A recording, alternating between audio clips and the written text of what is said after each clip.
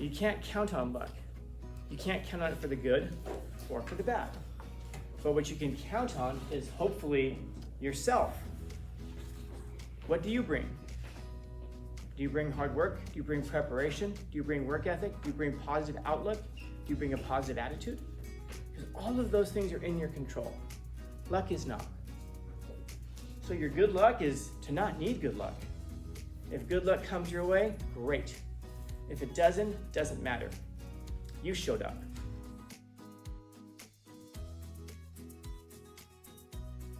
I ask because it's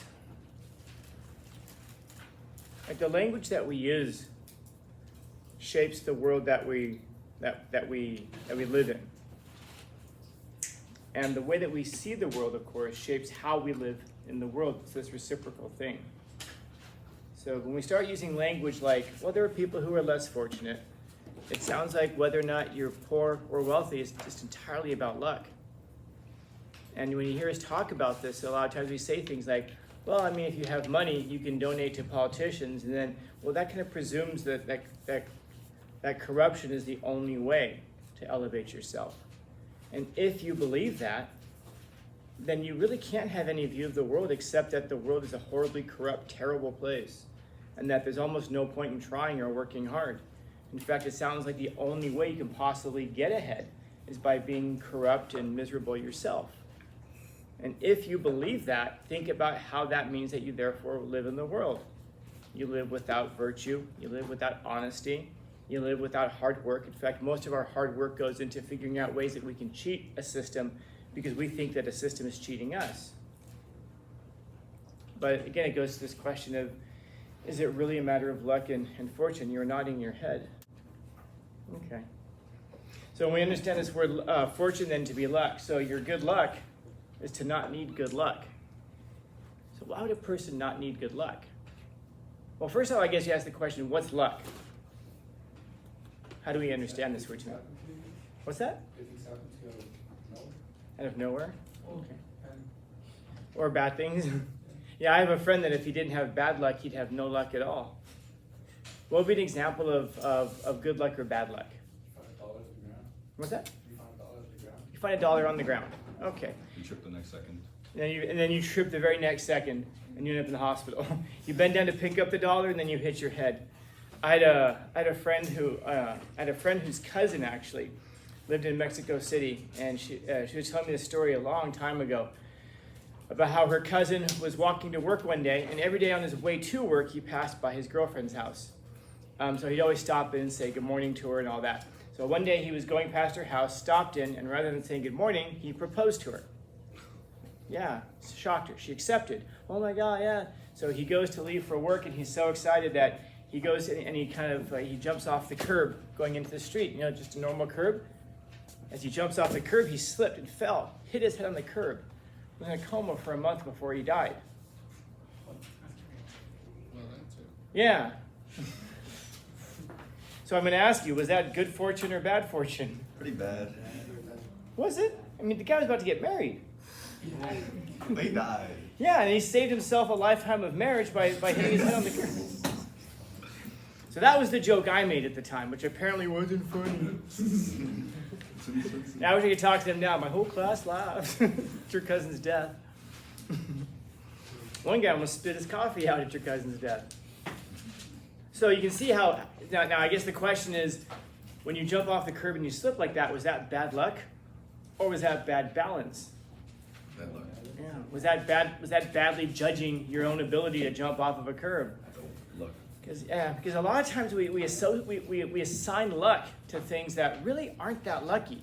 Like, for example, I asked that question about being poor. Like, can you control if you're born poor? Well, of course not. Of course not. That's a matter of luck. And by the way, whether it's good luck or bad luck, I don't know. Like when you look at a lot of celebrities, think about who their children are. And then ask yourself, are their children generally successful or not? For the most part, the children of celebrities are not successful. They're not successful. So I ask you, would you want to pick your favorite celebrity? Would you want to be their child? No. Yeah, I don't know. And the immediate answer might be, some people might think like, yeah, except my life would be easy. But your life is made meaningful by the things that you overcome. not by the things that you just have. Like for example, if you have a garage full of Ferraris, that's fun for however many days you have Ferraris. But then after a while, the Ferrari loses its value. It doesn't mean as much as it did if you had actually earned it and gotten it yourself. And so what you find is that when you don't have struggles to overcome, you don't have meaning in life because you don't have anything to do. Like if you're retired at 25 years old because you invent an app or a company or you come up with a company or whatever, you're going to find that people who make a whole bunch of money early like that, they don't just sit on a beach somewhere drinking Mai Tais for the rest of their lives. They get involved in something else because they're constantly looking for meaning and purpose. You see people like Mark Zuckerberg, the guy makes billions. Jack Dorsey makes billions. And what do with their money? They start to give it away. Why? Because they are trying to find something about meaning and purpose. They realize that in their own minds, accumulating all of this money doesn't mean anything if you're not going to do anything with it. And this isn't just someone telling you this. This is me telling you, look at the people who earn a bunch of money and look at what they do with it. Look at how they live. Look at how their children live. And this isn't a way of looking at their children and saying, haha, you suck. You started on third base and you have no meaning. It's not that at all. It's just saying that, does money matter? No. To two people. Money doesn't matter if you have a lot of it or if you have none of it. But everybody else in the middle realizes that money, of course, matters. Crying about the hopeless misery of your and dark emptiness of your life somehow feels better from the heated seats of your Mercedes than it does sitting on a bus somewhere.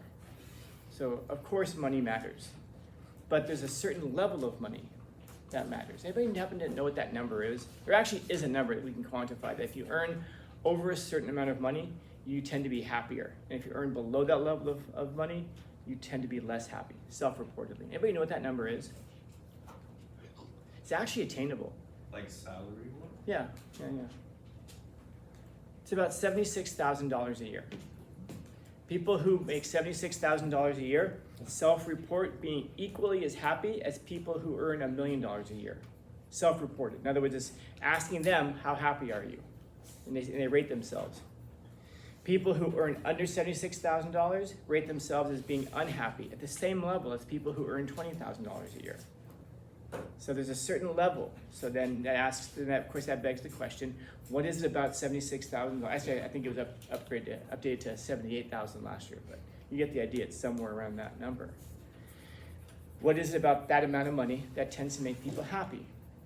A few things. First off, you're comfortable.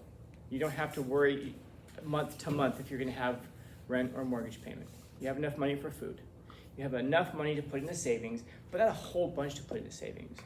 You can go on vacations, but you got to save up for the vacations. You can't just say, hey, let's just go to France tomorrow. You can, because when you save up for it, it allows the anticipation for it. And then when you're in France, it isn't just, oh wow, I'm in France. It's I'm in France and I earned the amount of money to get us there. So there's comfortability that we'd like. And of course, because when you're comfortable, you can enjoy France, by the way. If you're over there and you're thinking, when I get back, I'm not going to have enough money for rent because I spent all my money being here. So there's a comfortability. And there's also something that you've earned it, which gives you a meaning and a purpose for going to work. So we find that number. So then, of course, I ask the question, now is that a matter of luck that you find yourself in a job where you earn that amount of money? Because it's a matter of luck if you're born to a family that has $1 million. It's a matter of luck if you're born into a family that's $1 million in debt. So how do you find yourself in a life where you actually are earning that amount of money that allows you to self-report being happy? And the things that you do to get there are not, in fact, a matter of luck. We know what they are. There's a formula for it. There's a few things that if you do it in your lifetime, even if you're born poor, statistically, close to 90%, you will not end your life being poor. Those things are, 1, graduate from high school. Number 2, don't have children until you're married. And 3, get a job. Any job. Doesn't matter. Get a job. That's it. You might think that's it? Yeah. By the way, notice what's not on that list. Graduate from college. Notice that is not on the list. It's just those three things. Those three things, if you violate any of those, your chances of being poor in your life go up dramatically. If you don't graduate from high school, if you don't get a job, of course, if you have children without being married, those three things, your chances of being poor in life go up. And by the way, even if you and somebody else are together, boyfriend and girlfriend, you guys have children and you stay together, same. Statistically, you're likely to be poor. But marriage is just a piece of paper. No, it turns out not to be. Marriage seems to be the thing that propels you into doing well in life. And there's reasons for it. As much as we might, some people might be completely against it, okay, but understand that is one of the criteria for doing well in life. And then by the way, nothing is everything. Can you be well off without doing any of those three things? Yes, of course. But statistically, you're not going to be. And so there's a question. Going back to the gambling we talked about at the beginning, how much do you want to gamble? Is your life worth gambling in a way? Is your life worth sitting back and saying, you know what, I think I'll be different? Like, why would you think that? What's your frame of reference? Why would you believe that you're going to be different? You might be. I'm not saying you won't be. I'm just saying, like, that's a hell of a gamble, man. To gamble with your life. You can gamble with $1 if you like. Gamble with $10 if you like. You gamble with $1 million, I guess, if you have tens of millions of dollars. But to gamble with your life, nobody's rich enough to do that. You've only got that one, and especially if you're the person who's thinking that you want to have children one day, understand that every gamble you make with your life is not just your own gamble. It's a gamble that you're also taking with your future children's lives as well. So how much do you think you're going to love your children someday, such that you're willing to gamble with your own life right now on a long shot like that? One thing, even if you're willing to gamble with your own life, are you willing to gamble with the lives of your future children? If you think yes, you probably are not ready to have children, which is a good thing to recognize. It's worth asking people who have children. Mom, Dad, would you have gambled with my life? If you had the chance. Some would have said yes. And I would have hoped I lost. But by and large, probably not. So we have to be careful when we use this word luck, because a lot of the things that we think of being luck are not really luck at all. I'll leave it with this. Several years ago, you can actually go look this up. I'm not sure what year this was. But I was teaching here. I remember that the New York Giants won the Super Bowl. If any of you guys are football fans, you'll know the year. They won it on the last play of the game, and it was a spectacular play. Hike the ball, quarterback fades, and he throws the ball just to the corner of the end zone. The receiver goes running out, catches it, and he drags his feet right at the corner of the end zone. Incredible play. And he won. They won the Super Bowl. Everyone's flipping out. People are saying, oh my God, it was so lucky. It was nowhere near luck. It looked like luck to people who didn't know.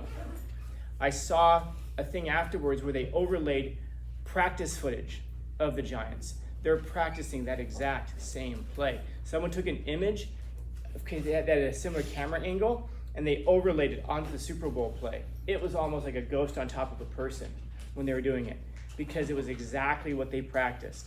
Quarterback faded, just threw the ball up, timed it, receiver goes up, catches it, and drags his feet into the corner of the end zone.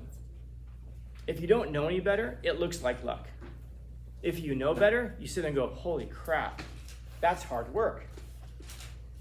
And what you're going to notice in life, and some of you probably already noticed this, that the harder you work, the luckier you get. Now, does luck play a role in things? Yes. But here's the thing, you can't count on it. Sometimes things just happen. Sometimes you find a dollar bill in the street. Sometimes you bang your head because you bend over to pick it up and you get dizzy and you fall down. You can't count on luck.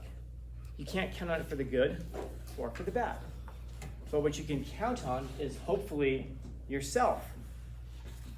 What do you bring? Do you bring hard work? Do you bring preparation? Do you bring work ethic? Do you bring positive outlook? Do you bring a positive attitude? Because all of those things are in your control. Luck is not. So your good luck is to not need good luck. If good luck comes your way, great. If it doesn't matter. You showed up. capital Y-O-U. You showed up. What did you bring? That's the question. Questions, comments, concerns, complaints, criticisms, critiques? Dope. Happy Tuesday. Positive.